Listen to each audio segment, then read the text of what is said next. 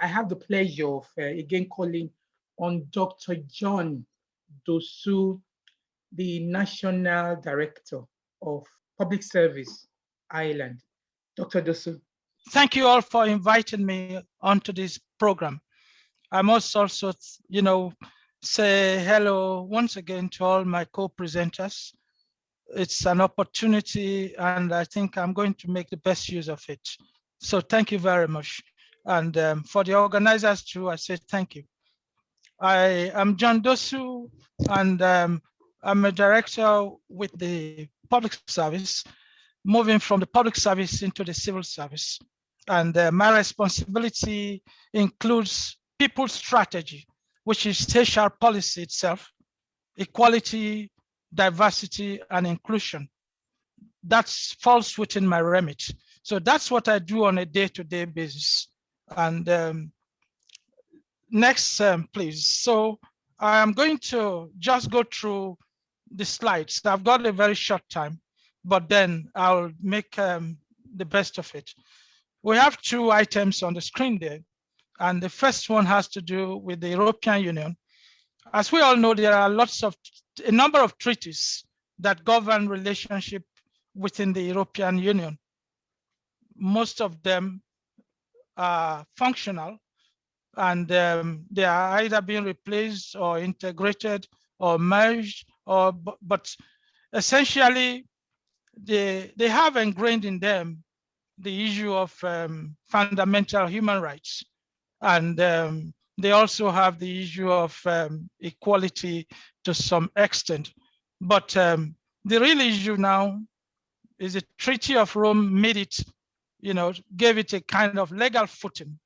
The issue of when you go on to the other side of it, that is when you are talking about the fundamental rights, as far as the European Charter is concerned, it's legally binding now. So it's not a matter of pick and choose, it's legally binding. The Treaty of Rome gave it the legal footing. And here in Ireland, what we have done essentially is to have our 9 grounds, they've been given legal footing. So it's not an issue of policy at all. It's not an issue of choice for employers. It's a matter of statutory requirement. So you've got to comply with the law. You've got to, if you are not able to comply with it, you must have, legally provided excuses or grounds for you not being able to do so. And next, please. And the Employment Equality Act, as we have it in Ireland, is being consolidated over the years. So a summary of it is that the Employment Equality Acts, which we have here in Ireland, it promotes equality. It bans discrimination across 9 grounds. It bans sexual and other harassments. It bans victimization. So essentially, these are the things that you see on a day-to-day basis in most employment environment. But the law doesn't give you any legal grounds for doing those things. So the first thing any employer should consider is that, do you have any legal provision for what you are doing? If the law doesn't allow you to discriminate, then you are in breach when you do so. Yes, move on, please. Okay, I'll use my own screen. Let me just follow this. Okay. The Employment Equality Act also bans victimization.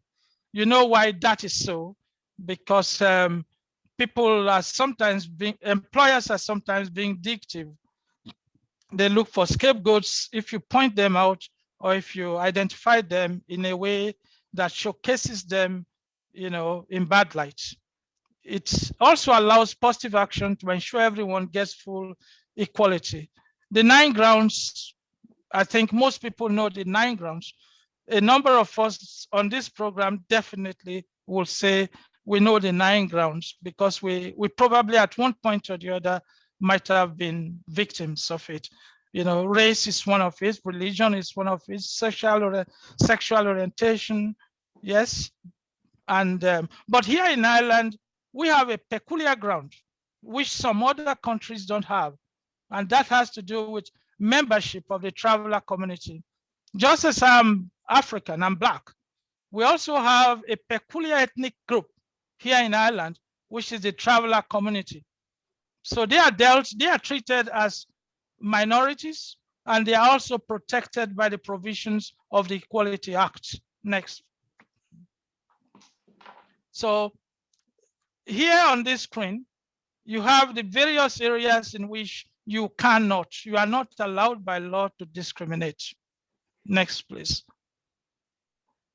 Now, we also have something that is unique to us here in Ireland, which is Section 42 of the Irish Human Rights and Equality Act 2014.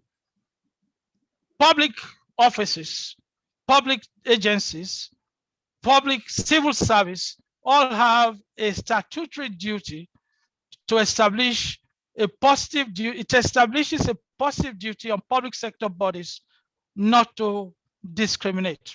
They must promote equality of opportunity, and they must protect human rights of their employees. Next, please. Well, I think as we go along, a number of us will have a variety of definitions for diversity and inclusion. Here, I put it down as the practice or policy of including or involving people from different social and ethnic backgrounds and of different sexual orientations, etc. So in essence, the 9 grounds. What is inclusion? It is the practice or policy of providing equal access to opportunity, resources for people who might otherwise be excluded. And you know, when we say that, it means as an employer, if you have a policy that guarantees non-discrimination, non-exclusion, you must also ensure that you implement the policy according to the letters and the spirit of the policy. So it's not just a matter of having the policy, having it on your bookshelf or the general manager's shelf or the secretary general's shelf, but actually making sure that it works and it's reviewed from time to time so that it is updated. Yes. So as I come here today, I'm actually wearing the hat of senior management in the civil service of this country. So composition of the civil service should be reflective of the Irish society. In Ireland, for instance, we have over 100 nationalities in this country. So you can see what we are talking about here. So if you have over 100 different nationalities, we must strive to ensure that nobody is discriminated. It doesn't matter what you look like. It doesn't matter where you are from. In our recruitment policy, in our promotion policy, in our assignment policy, in all the things that we do, we must ensure that we are mindful of the new Ireland. We are not in Ireland of 20th century. We are in the Ireland of 21st century. So in line, we also have what we call the people's strategy. So I'm presenting to you what we do. These are practical things, and that is what employers, all employers should do. We don't say you should do it the way we do us, but you must comply with the law. You must have evidence that you are in compliance. So in line with commitments in line with our own commitments, the civil service itself as a whole has a people strategy, which is HR policy. It is now mandatory for all departments to also have their own HR policy that will align with the civil service. That is part of my own brief. So I have to come up with a people policy, a people strategy. The people strategy has to be reviewed. The people strategy has to be mindful of the provisions of the law. And just to be sure we are also complying, we are mindful of the fact that some of our colleagues have one form of disability or the other. What this country stipulates is that 3% of your workforce must at least must at least be of people with some form of disability that they've disclosed. Some probably may not disclose, but then we have a survey annually that, you know, gives us an idea of where we stand. And we are far in excess of the 3% that the government requires us to be. So if you look at that, our survey for 2019 gave us a percentage of 6.95. The requirement is 3%. So that showcases what we do in my own department. So we are far in excess by well over 100%. And as I've said earlier, it is not just a matter of having policies. It is a matter of making sure those policies are implemented. We have a national disability inclusion strategy. We also have an agency that supervises things relating to disability and employment of people with disability, making sure that compliance is there. We have a national disability strategy. We have a disability steering group. So we have a variety of layers to oversee what is happening. So there must be oversight functions that we comply with. We also have a disability liaison officer. What that one does for us is to ensure that when colleagues have requirements of reasonable accommodation as provided by the Quality Act, we must make sure that the liaison officer liaises with them and also liaises with the various areas of HR and the department as a whole to ensure that they are provided for, that their reasonable accommodation needs are met. If it's a case of assistive technology, we have to provide that as well. If it's a case of facility, we have the facilities unit, which is also part of HR. So yes, please, next, please. So next, and so what is the future of diversity and inclusion in the workplace? A vision of working environment in which differences are respected and in which people, employees, clients, and customers are valued.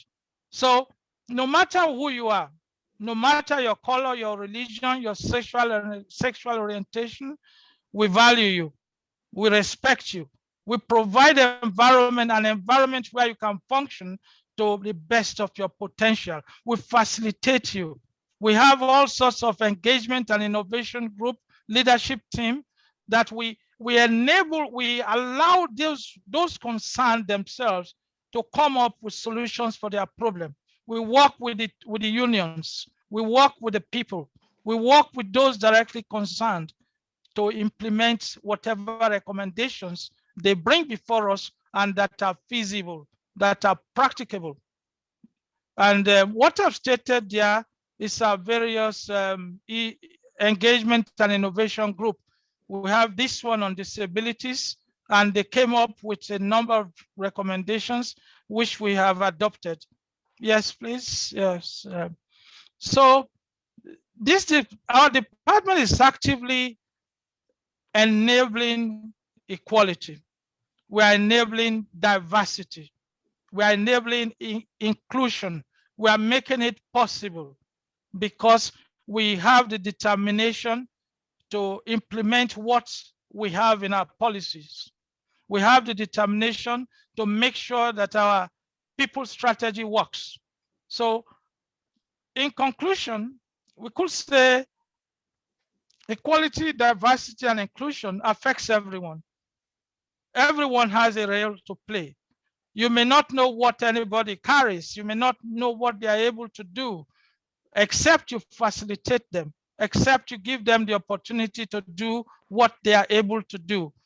Yes, organizations will need to take a collaborative and consultative approach to progressing and managing equality, diversity, and inclusion issues relating to staff, in organizations. So in conclusion, I would say if you manage, if you really manage, I think I'm mindful of my time as well. If you manage your resources, your human capital, if you manage it well, if you ensure that it is diverse in a way that people will be able to show commitment to the organization because they see the organization itself showing commitment to their well-being, you'll get the best out of them.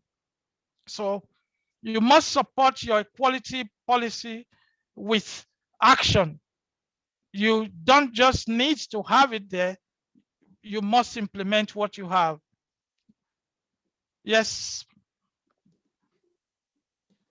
I know the theme of this program this evening is economic sustainability and equality, diversity and inclusion. So if we could get the manpower issue right by providing a positive working environment where every worker is facilitated to achieve the best of their potentials with fair and equitable practices, you will see the result. The outcome would be a motivated workforce, a workforce that will be committed to the organization, a workforce that will be productive, a workforce that will give you results. So it doesn't matter whether you are talking of the private sector where profit is involved, or the civil service or the public service. What is important is that you can easily measure your productivity, no matter the sector you are talking about. So thank you for this opportunity.